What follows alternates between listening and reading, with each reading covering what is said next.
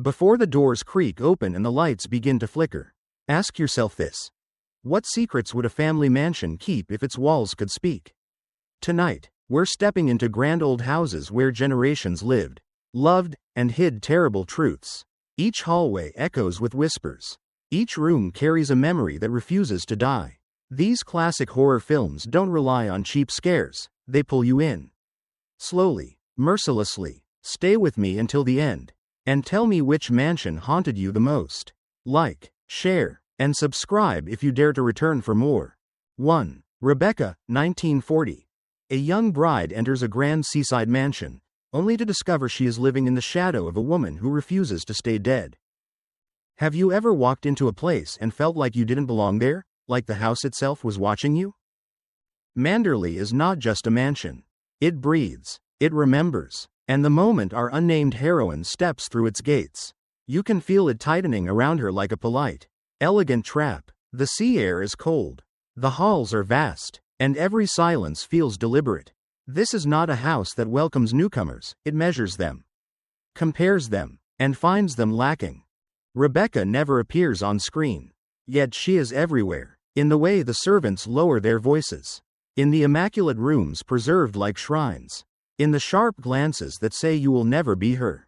As viewers, we're not just watching a story unfold, we're living inside the anxiety of someone slowly realizing that marriage did not bring safety, only isolation. Have you ever felt overshadowed by someone you never even met? What makes Rebecca truly unsettling isn't ghosts or screams. It's the quiet cruelty of comparison. The house becomes an extension of memory, a monument to obsession. Mrs. Danvers glides through the corridors like a living echo, her devotion chilling, intimate, and deeply wrong. Every time she speaks Rebecca's name, it feels like a spell, one meant to erase the living for the sake of the dead. And then there's Manderley itself. The towering staircases, the locked rooms, the windows staring out at the unforgiving sea. It asks a terrifying question. Can a place love someone so deeply that it destroys anyone else who tries to replace them? As you watch, you may find yourself wondering, would you fight the house? Or would you slowly disappear inside it? The horror of Rebecca creeps up on you. It whispers instead of screams. It makes you doubt perceptions, loyalties, even love itself. By the time the truth surfaces, you realize the mansion was never neutral, it was complicit.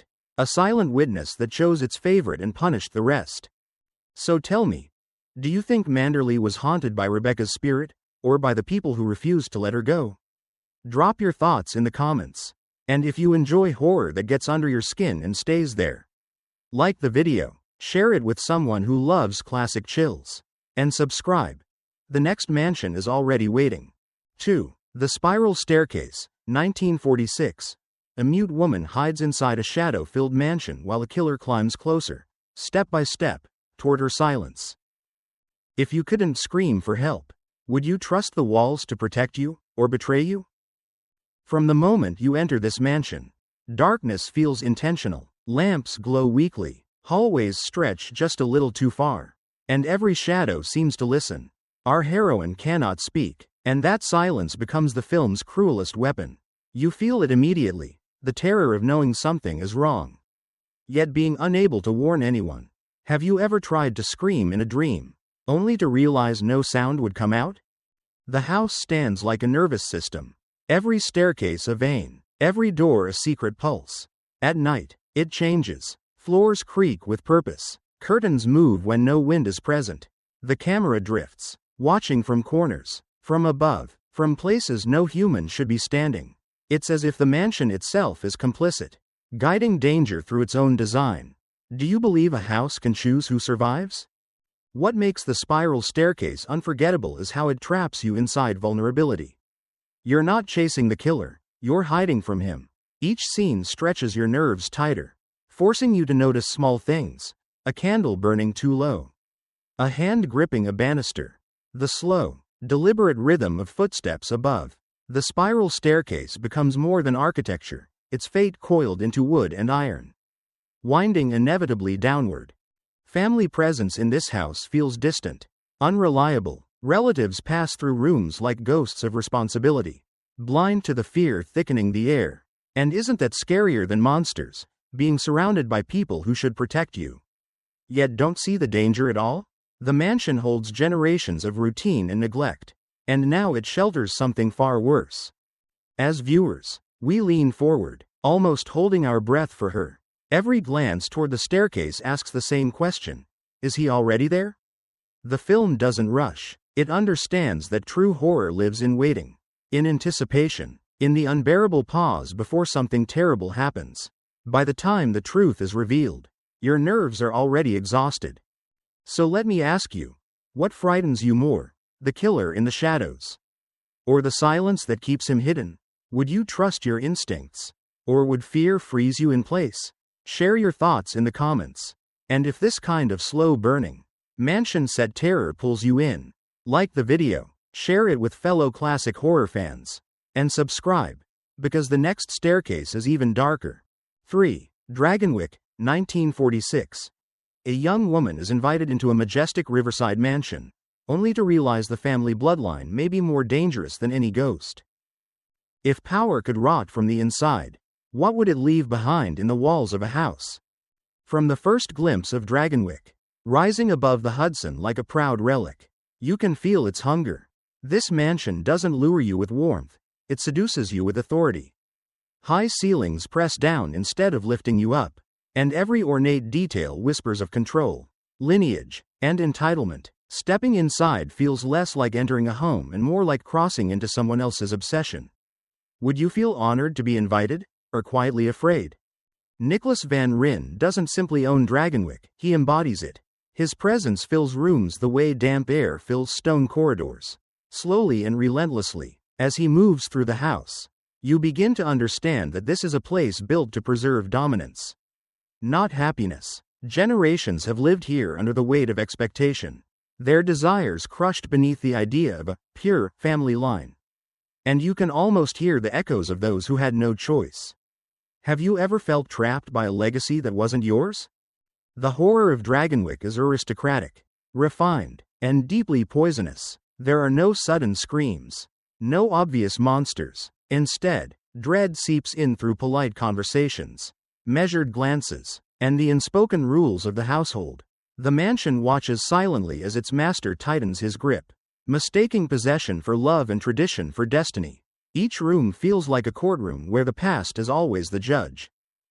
What makes the experience unsettling is how the house seems to reward cruelty. Its grand halls amplify Nicholas's authority, while smaller rooms suffocate anyone who resists him. Windows frame the outside world like a forbidden dream, reminding you that freedom exists, but not for those bound to this family. At some point, you realize Dragonwyck doesn't just shelter madness, it encourages it. As a viewer, you're caught in a slow burning unease. You want to escape, yet you're drawn deeper, just as the characters are. The mansion becomes a symbol of inherited sin, asking an uncomfortable question.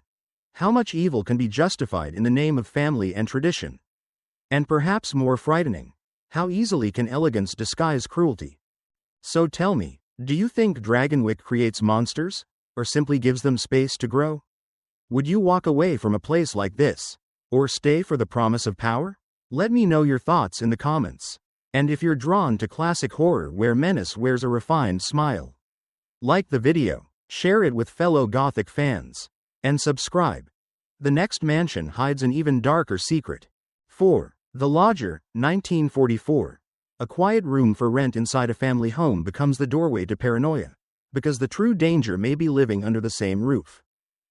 If someone knocked on your door late at night asking for shelter, how sure would you need to be before letting them in?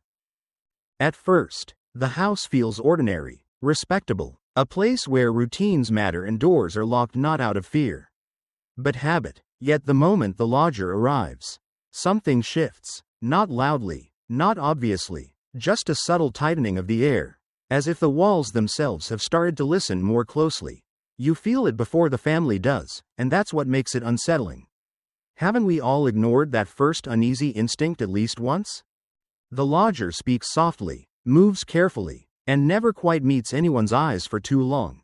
He exists in the in-between spaces of the house, stair landings, hallways, shadows near the doorframe. The family tries to be polite, to be civil, because suspicion would be rude, and rudeness feels worse than danger. The home begins to divide itself, public rooms filled with forced normality. Private spaces heavy with doubt. Would you confront what you fear? Or pretend it isn't there? This is a mansion of restraint, not grandeur, and that's where its horror lies. Every creak of the floor becomes a question. Every closed door becomes an accusation. The house no longer protects its inhabitants, it tests them. As the tension builds, you realize the family is trapped not by locks, but by politeness, denial, and the desire to keep appearances intact. Isn't that often how real fear survives? What makes the lodger linger in your mind is how it turns domestic space into psychological quicksand. No ghosts roam the halls. No curses are spoken aloud. Instead, dread grows from glances exchanged across the dinner table, from conversations cut short, from the slow realization that safety is based on trust, and trust can be misplaced. The house doesn't scream when danger enters. It simply closes the door behind it. As viewers, we're pulled into a cruel guessing game. Is the lodger truly a threat? Or is fear inventing a monster where none exists? And perhaps more disturbing, does it even matter?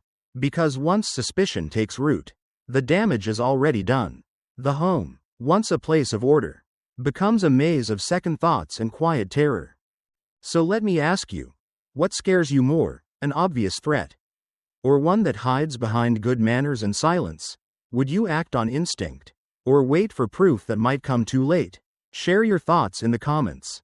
And if you enjoy classic horror that turns everyday spaces into something deeply unsettling, like the video, share it with someone who loves slow-burning tension, and subscribe. The next house may feel even closer to home. 5. Gaslight, 1944, a loving husband, a grand townhouse, and a woman slowly questioning her sanity, because the most dangerous horror lives inside the mind. What would you do if the person you trusted most calmly told you that your fear wasn't real?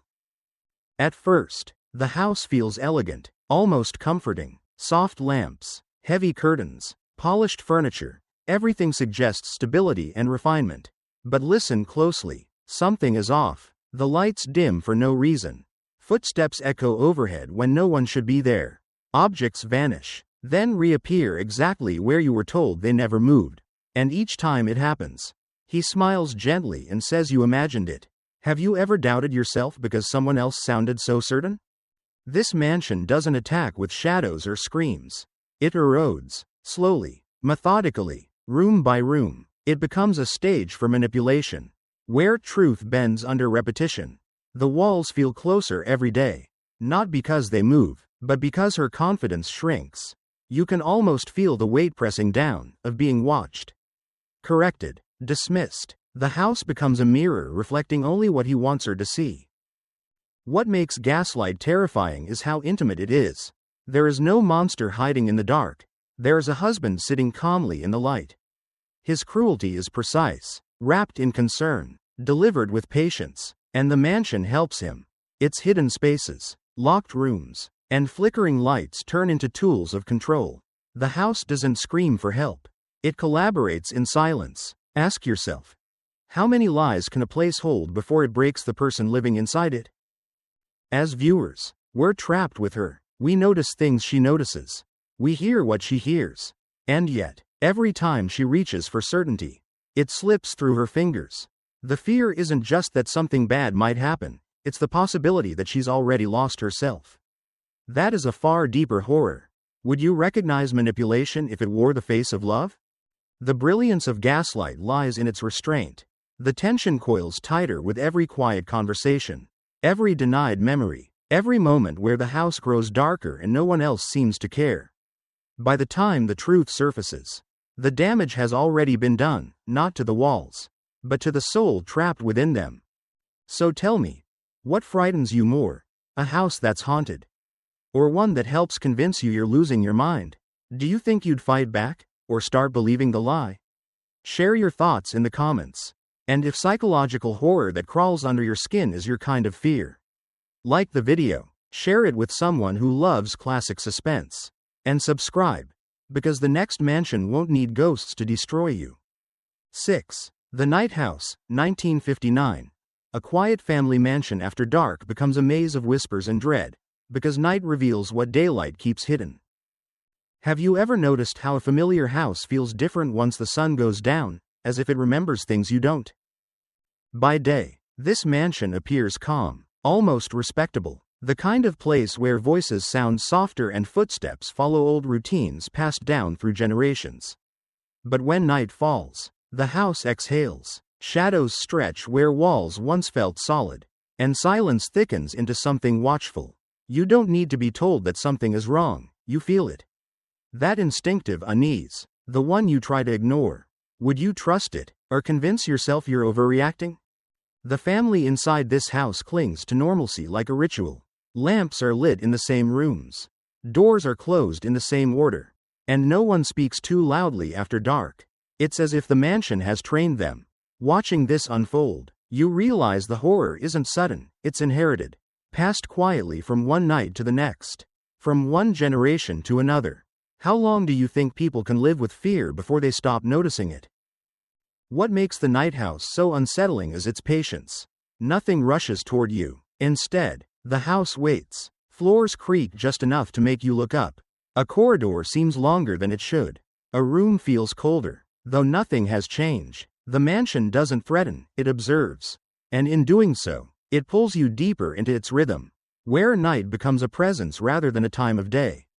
As viewers, we start listening more closely. Every pause in dialogue feels intentional. Every shadow feels placed. The house becomes a character with moods, restless, resentful, quietly cruel. You begin to wonder whether the family lives in the mansion, or whether the mansion is simply tolerating them. That question lingers longer than any single scare. There's a particular kind of fear that comes from realizing escape isn't dramatic. No one is chained to the walls. The doors aren't locked, yet leaving feels unthinkable, as if stepping outside would break an unspoken rule. The house has shaped their lives too completely. And isn't that terrifying? That a place can define who you become without ever raising its voice? By the end, the night house leaves you with a cold, lingering thought. Some homes don't need ghosts. They only need time, silence, and people willing to endure them. The darkness doesn't attack, it settles in, patiently waiting for you to accept it. So tell me, do you believe houses can absorb the fears of those who live inside them? Have you ever felt uneasy in a place that had no obvious reason to scare you? Share your thoughts in the comments. And if slow, atmospheric horror is what keeps you watching until the lights come back on. Like the video, share it with fellow classic horror fans, and subscribe. The next mansion only grows darker after midnight. 7. Suddenly, last summer, 1959, a wealthy family's mansion hides a memory so dangerous that silence becomes a weapon, and truth a death sentence.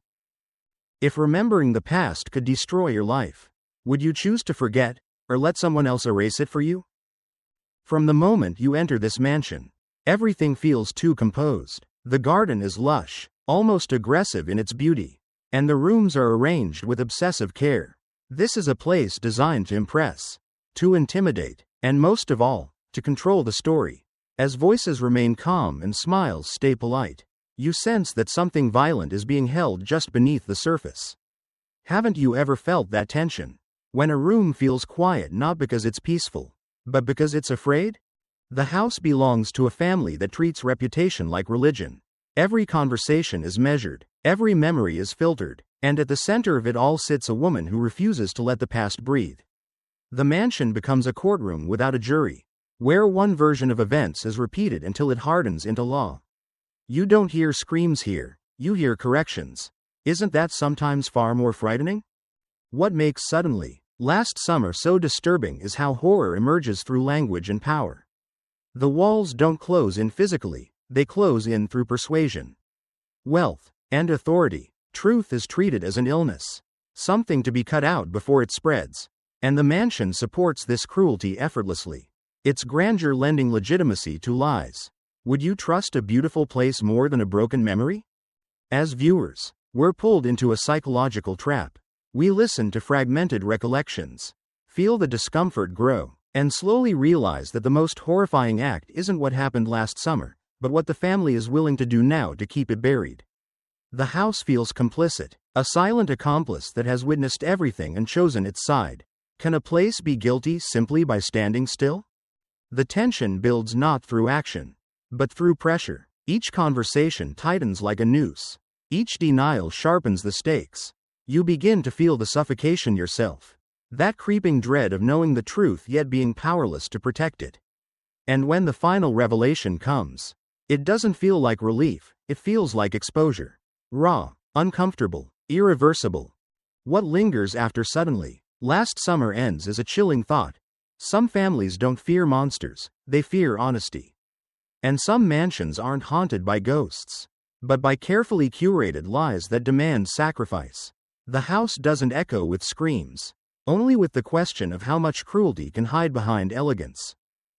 So tell me, if you were given the power to silence the truth forever, would you take it to protect your family? Or would you let the past speak, no matter the cost? Share your thoughts in the comments. And if psychological horror rooted in power, memory, and control grips you until the final word, like the video, share it with classic cinema lovers, and subscribe, because the next mansion has been lying for even longer. 8. The Little Stranger, 2018. A decaying country mansion awakens something unseen, because some houses don't want to be remembered.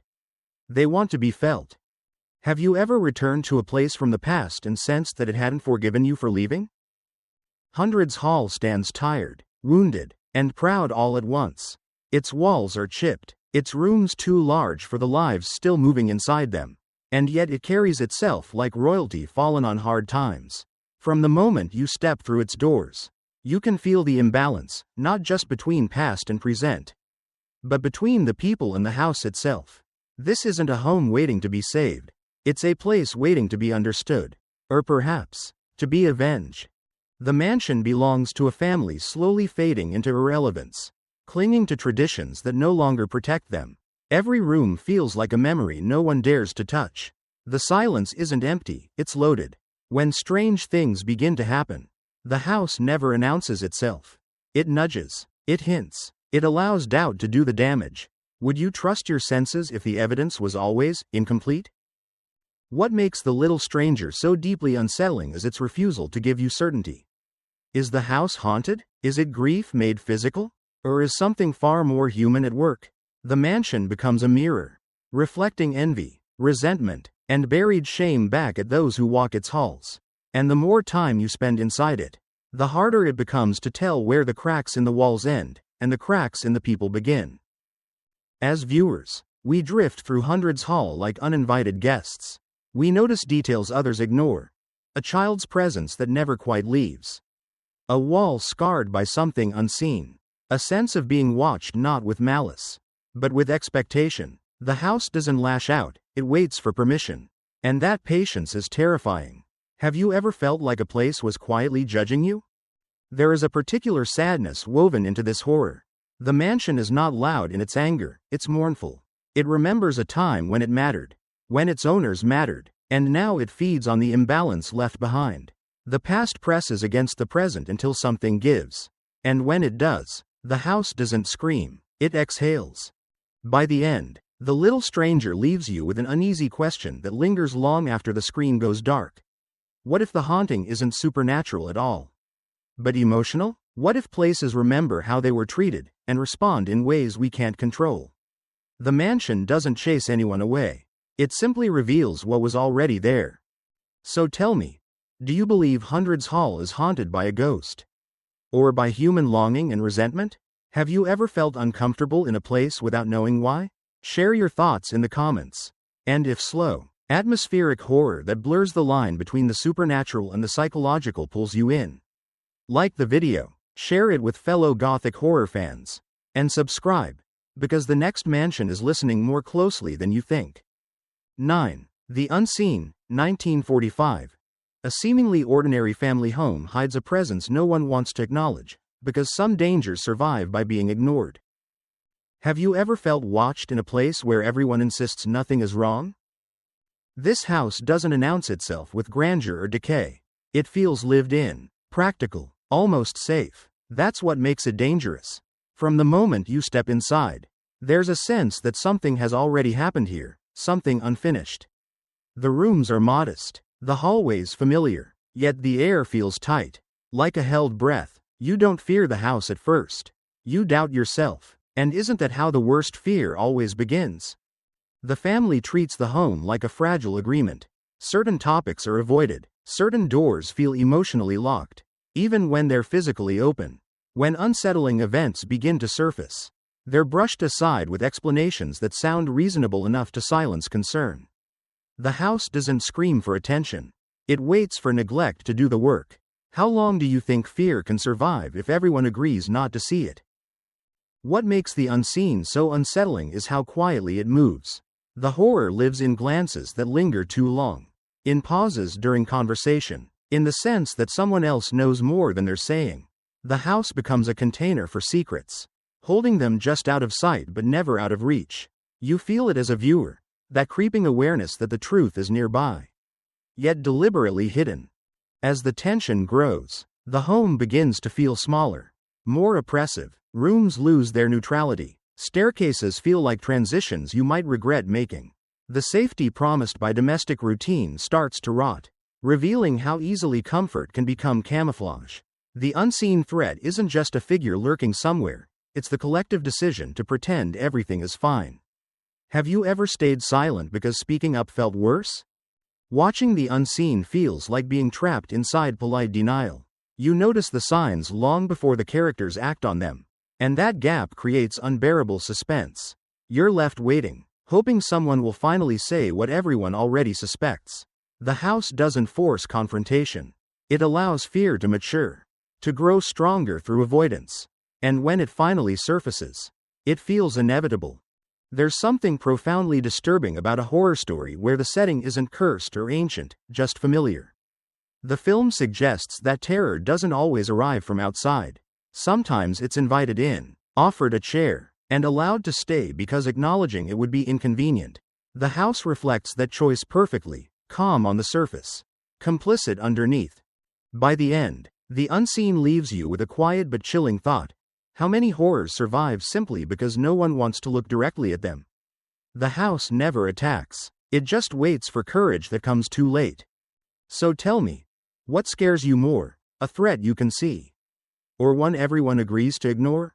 Have you ever sensed something wrong and stayed silent? Share your thoughts in the comments. And if subtle, psychological classic horror is your kind of fear, like the video, share it with fellow old-school horror fans, and subscribe. The Final Mansion is hiding something even older. Before we close the doors on this list, let's end with a house that doesn't just remember the past, it breathes it. 10. The House of the Seven Gables, 1940. A cursed family mansion where ancestral sins refuse to stay buried. And every shadow feels like an accusation. Have you ever wondered if a house could judge the people living inside it? The first thing you notice about the House of the Seven Gables is not its size, or even its age, it's the feeling that you are being watched by history itself. This is not a home that welcomes you. It tolerates you. It waits. The walls seem swollen with secrets, and the corridors feel like they've heard too many confessions to ever be silent again. The story unfolds like a whispered family legend passed down through generations, each retelling heavier than the last. The Pinchion family lives under a dark curse, born from greed, betrayal, and a crime that time has failed to forgive. As new heirs return to the ancestral mansion, hoping for wealth or redemption, the house responds in its own way, with creaks, hidden passages, and a suffocating sense of inevitability.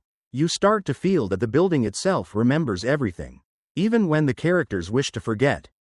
What makes this film quietly terrifying is its patience. It doesn't rush to scare you. Instead, it lets dread settle in slowly, like dust on old furniture. Every glance exchanged across a dimly lit room feels loaded. Every locked door invites suspicion. And when secrets begin to surface, they don't arrive with a scream. They arrive with the cold certainty that the past always demands payment.